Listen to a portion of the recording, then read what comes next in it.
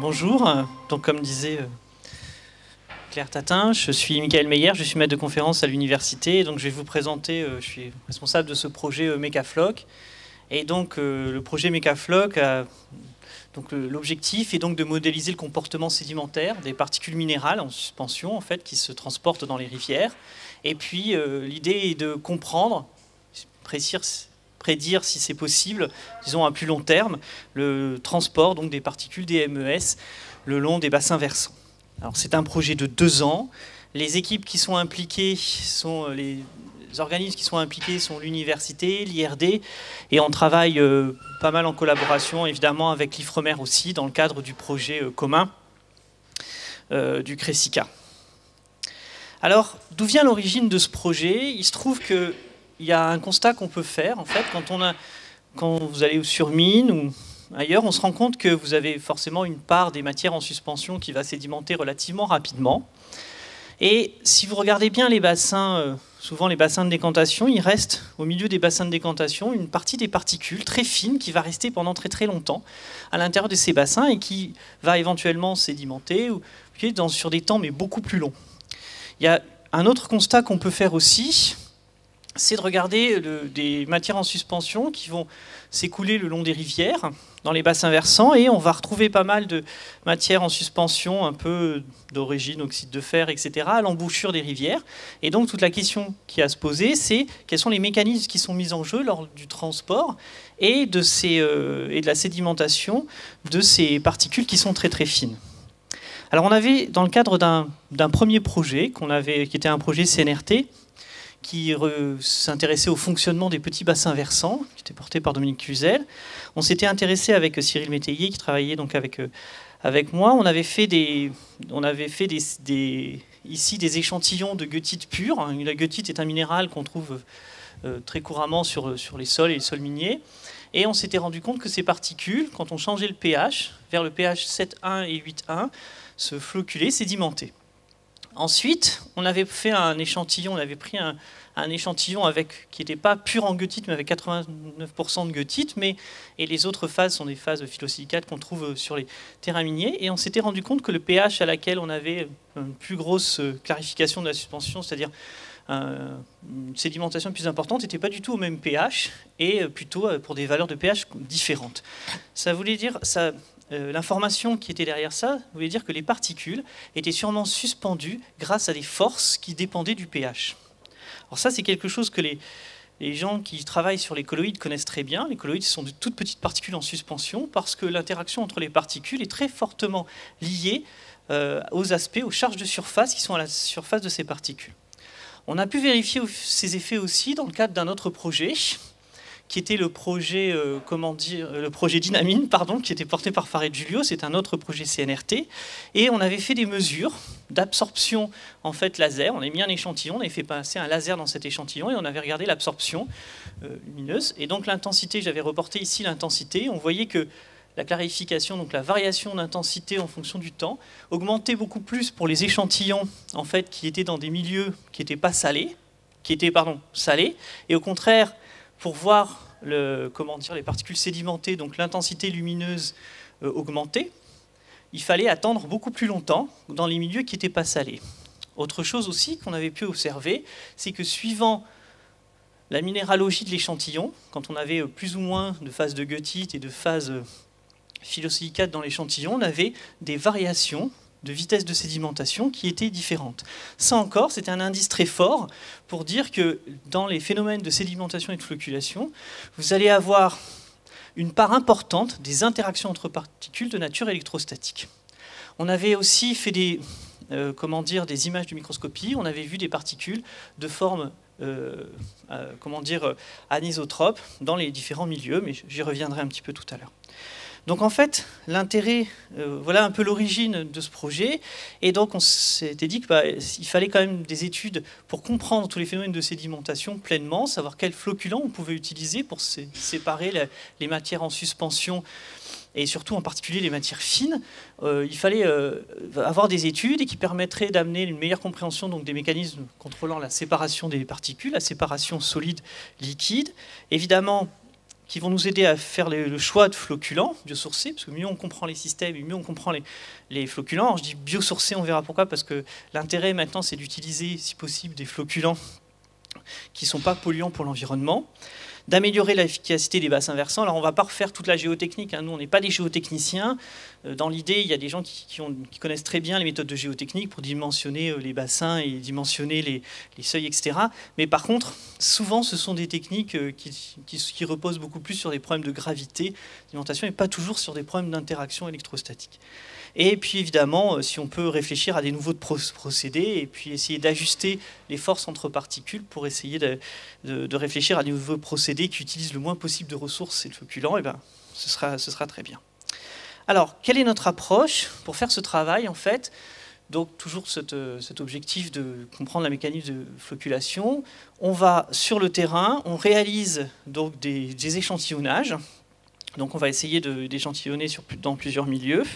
Ensuite, on revient au laboratoire, donc des échantillonnages qu'on peut faire de sédiments dans les rivières, de matières en suspension, aussi dans les estuaires. Et puis, on retourne au laboratoire, on fait des caractérisations fines en termes de taille de particules, en microscopie électronique, des caractérisations en termes de charge de surface, si possible, et puis tous les paramètres physico-chimiques qu'on peut mesurer. La taille, évidemment, un paramètre important. Et puis ensuite, on fait des mesures de sédimentation. Alors, il y a des mesures agréées, nous on fait souvent des mesures d'absorption optique, et puis aussi des mesures aussi d'évolution de la taille des particules par granulomètrie laser. Et enfin, on essaye de faire on essaye parce que ce n'est pas un exercice simple, mais on va essayer de faire des tentatives de modélisation, en fait, pour essayer de voir si les interactions auxquelles on a pensé, si les mécanismes qu'on a envisagés sont corrects par rapport à la réalité. Donc les compétences et les personnes qui sont engagées dans ce projet, moi je suis physico-chimiste et je m'intéresse à la physico-chimie des suspensions. Je fais aussi de la caractérisation des matériaux, en microscopie électronique notamment, diffraction de rayons X et d'autres techniques. Farid Julio est impliqué de l'IRD et lui il est quand même spécialiste plutôt de la minéralogie et de la caractérisation de surface des matériaux.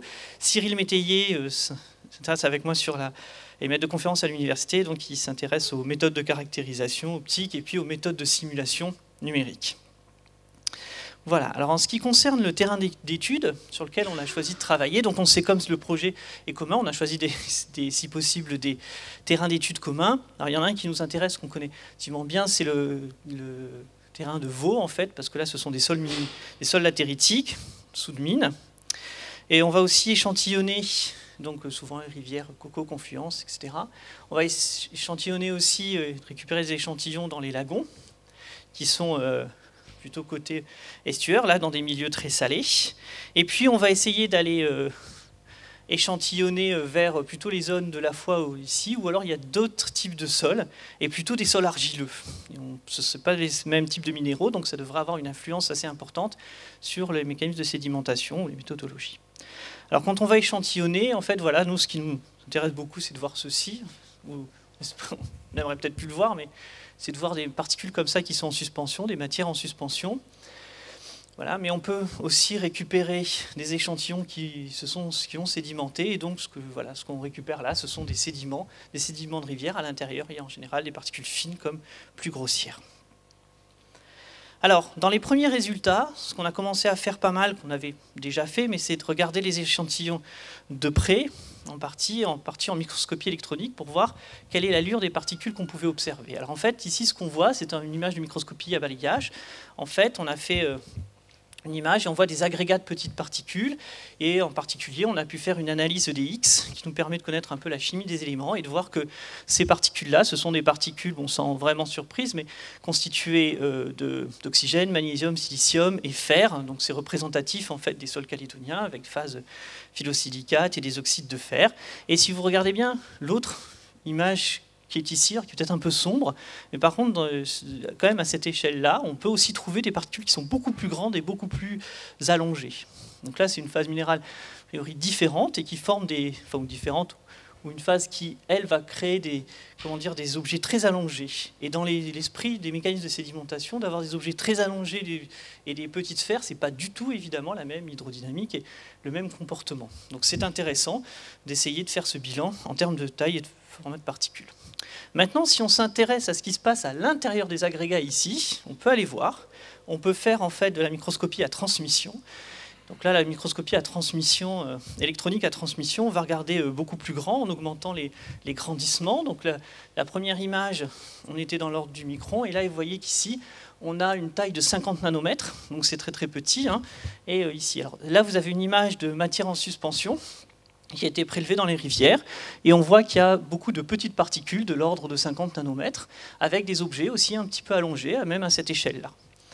Au contraire, enfin pas au contraire, mais plutôt dans la même idée, ici, si on regarde sur cette autre image de sédiments, on voit des très très petites particules de l'ordre de 50 nanomètres, et puis ici des particules un petit peu plus grandes, mais qui restent quand même plus grandes de ces 50 nanomètres, en fait, donc celles-là, elles doivent faire 5-10 nanomètres.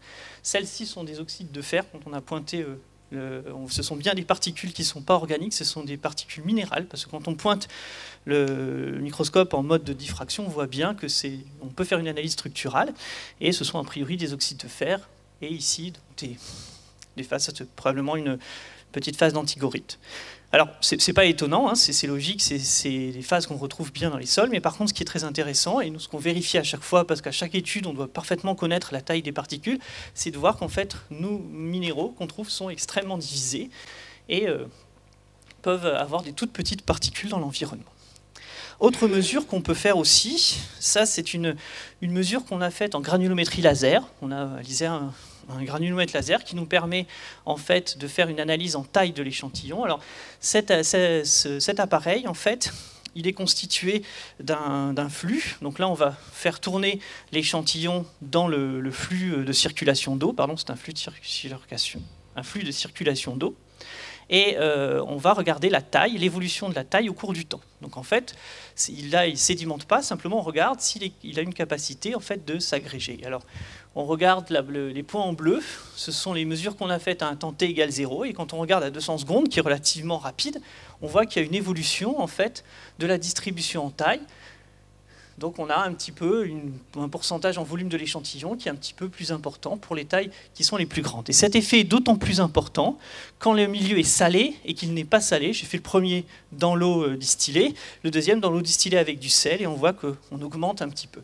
Alors là, comme le temps est court, en fait, l'évolution n'est pas énorme, mais évidemment, si on laisse le temps, on va avoir un fort déplacement de la distribution en taille vers les grandes tailles. Ça veut dire que l'échantillon a une certaine capacité à s'agréger dans le milieu salé. Donc ça revient, c'est cohérent avec ce qu'on avait dit sur les premières.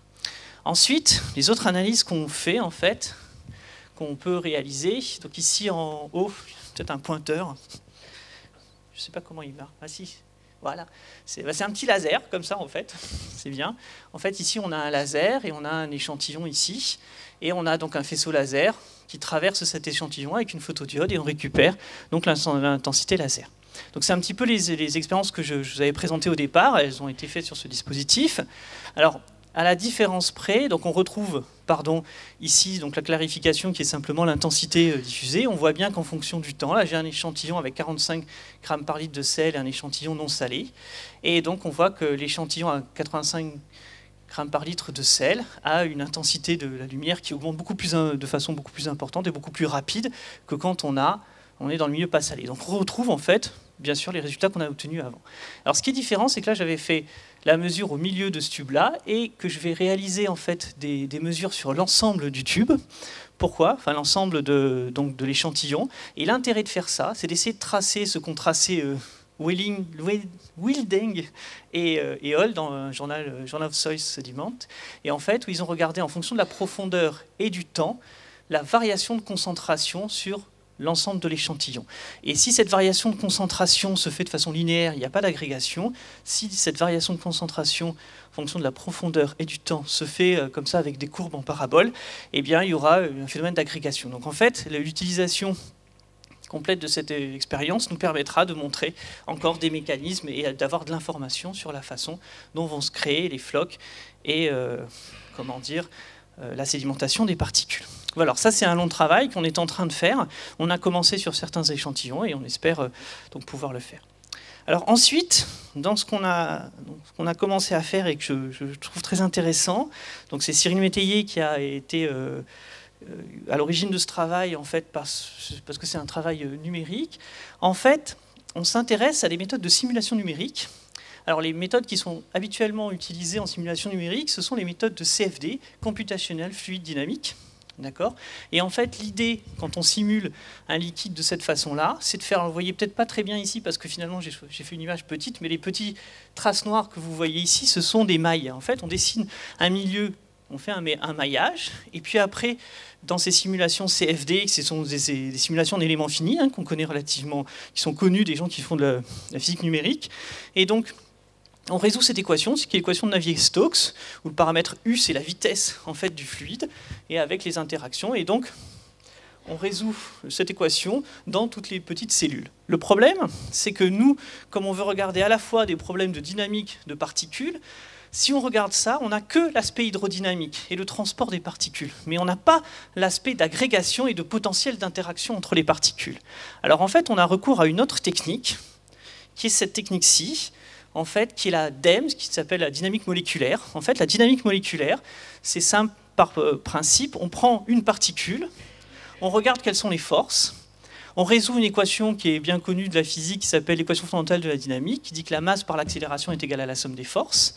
Et l'ordinateur, on fait ça sur toutes les particules, et dès qu'on déplace une particule, on recalcule quelles sont les forces qui sont présentes, et on fait ça de proche en proche sur toutes les particules.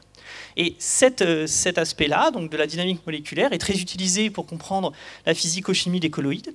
Et en fait, elle permet surtout d'intégrer les potentiels, parce que dans le modèle d'hydrodynamique de fluide, vous ne pouvez pas dire si vous avez des particules qui se poussent ou qui se retirent, qui se poussent ou qui s'attirent.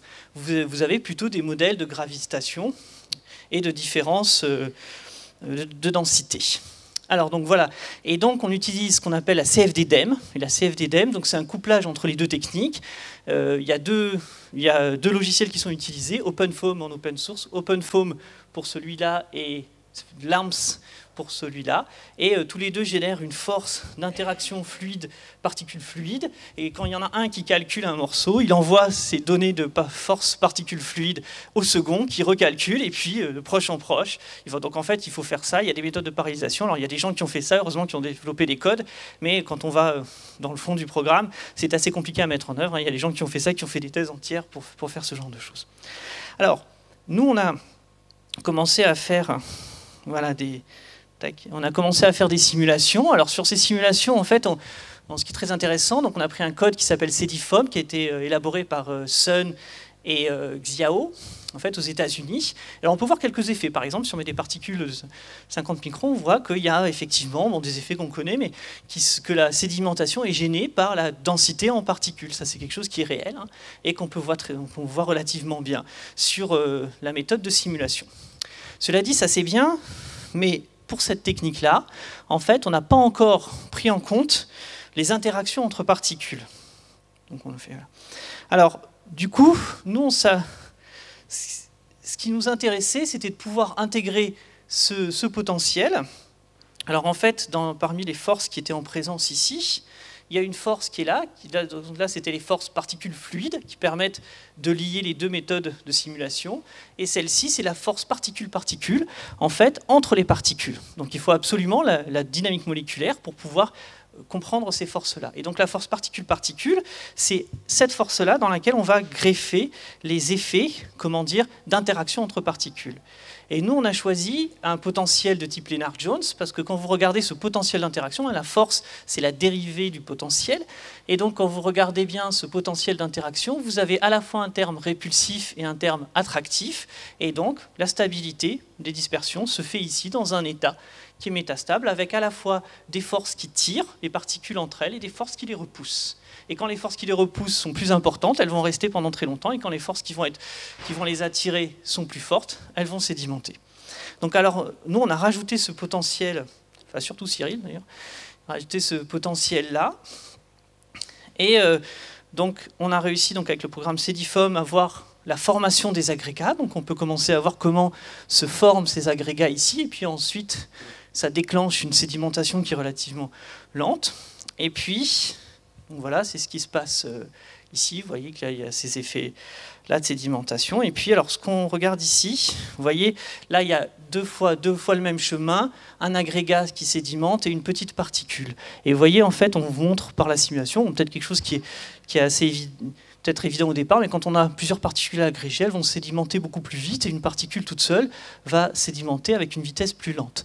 En revanche, ce qu'on remarque aussi, quelque chose auquel on ne pensait pas forcément, c'est que quand vous avez des particules qui ont une certaine cohésion, quand elles vont sédimenter, en fait, les particules elles vont être capables aussi de se redétacher parce qu'il y a les forces hydrodynamiques qui vont aussi les redétacher.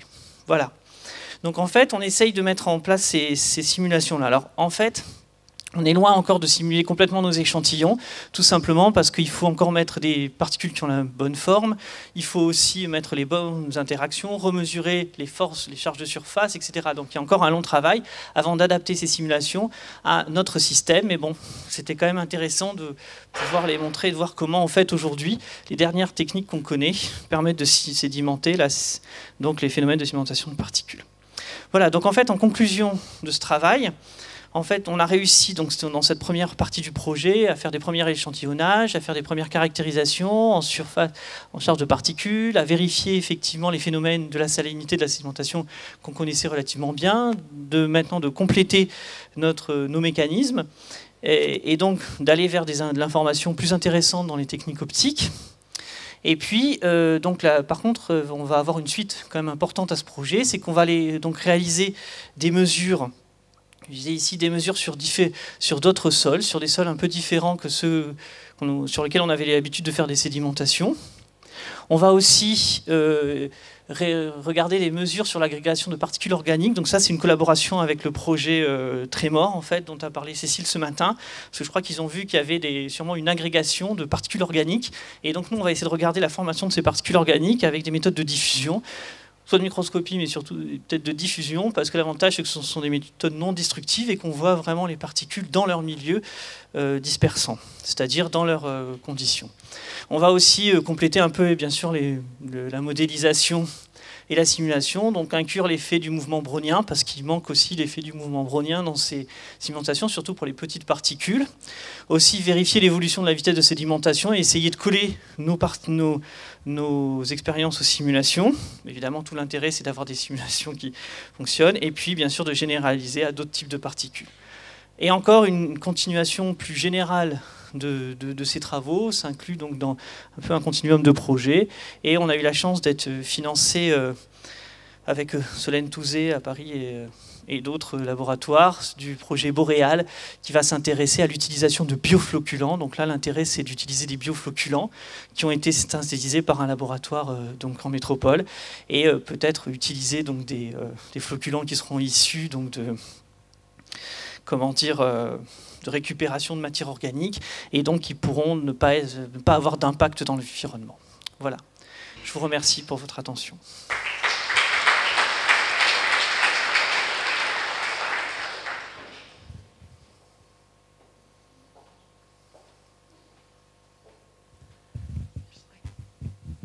Est-ce qu'il y a des questions ?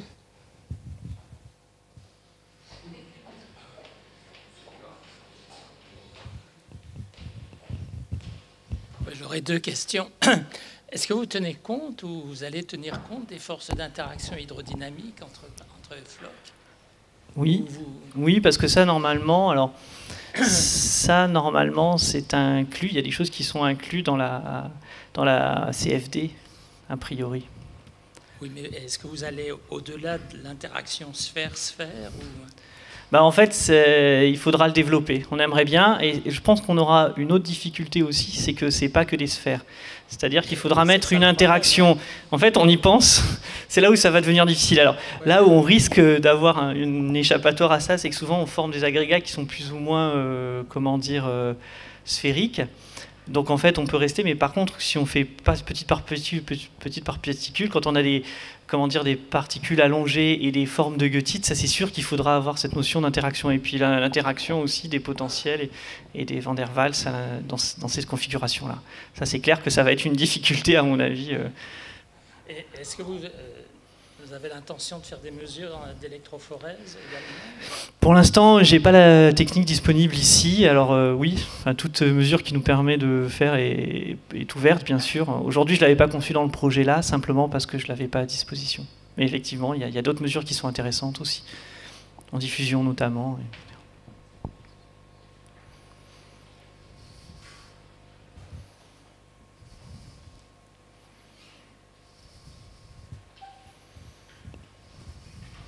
Est-ce qu'il y a d'autres questions? Oui.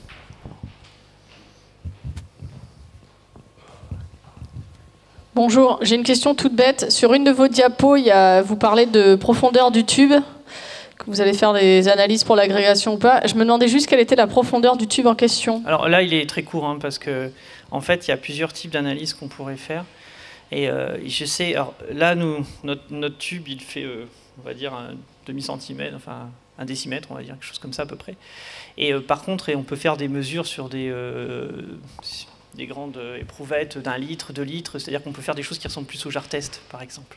Voilà, donc dans des formes normées. Alors si on n'a pas choisi les mesures forcément normées, c'est que c'était plus utilisé dans la littérature scientifique comme ça, mais par contre on peut tout à fait faire ça sur des mesures beaucoup plus longues. Remarque, ce serait intéressant parce qu'après on peut le faire aussi en mesure laser. Le problème c'est que plus vous mettez une éprouvette qui est grande, plus vous allez augmenter le diamètre et plus vous allez avoir du mal à se faire sortir le laser. En fait. Voilà. Alors il faudra trouver une autre technique, peut-être filmer, faire des choses différentes. Par exemple. On l'a fait filmer aussi, on a fait des films.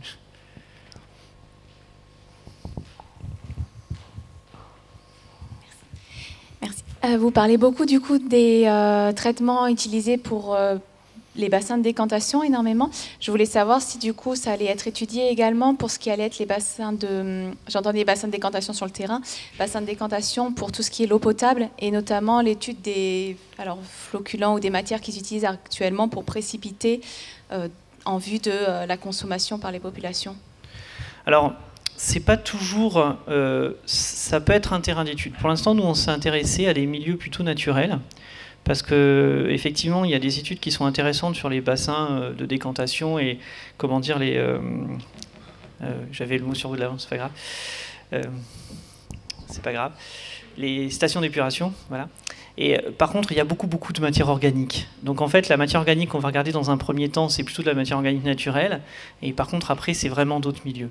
Alors évidemment, il y a une idée avec les floculants naturels, d'aller peut-être regarder aussi ces milieux-là. Mais c'est quand même des milieux, je pense, un petit peu différents dans la minéralogie et dans la nature des milieux. Après, voilà, ça dépend de la possibilité qu'on a et le temps. Il y a par contre, avec PEMPOM justement, c'est susceptible d'aller regarder les particules aussi qui sont dans des milieux un petit peu comme ça. Par contre. Oui. Le biofloculant qui va être testé dans le programme Boréal, il a été mis au point en fait pour les stations d'épuration. Donc on va le détourner pour essayer de l'utiliser dans le cas des bassins miniers. Mais initialement, il était fait pour les stations d'épuration. Il est même issu des bassins, parce qu'il peut être même issu justement d'une transformation des matières qui est dans les bassins d'épuration.